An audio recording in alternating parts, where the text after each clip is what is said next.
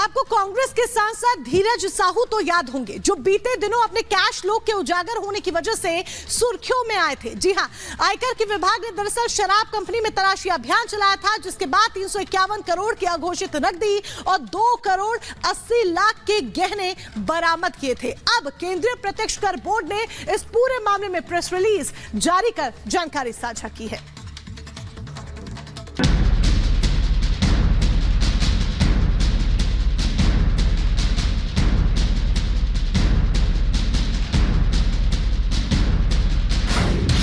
सांसद धीरज साहू का काला खजाना,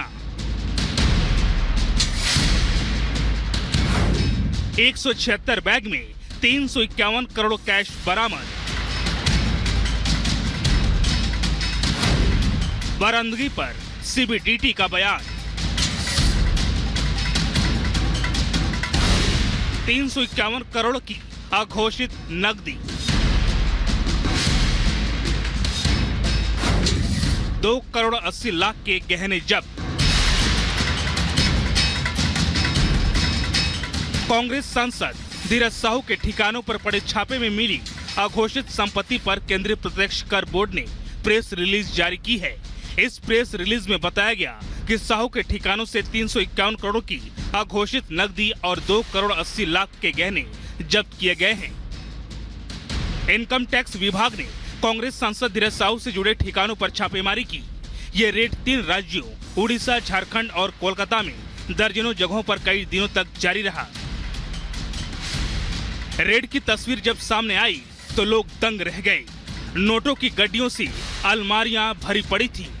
धीरज साहू के ठिकानों से नोटों से भरे 176 बैग बरामद किए गए। धीरज साहू के ठिकानों से 351 करोड़ कैश बरामद किए गए।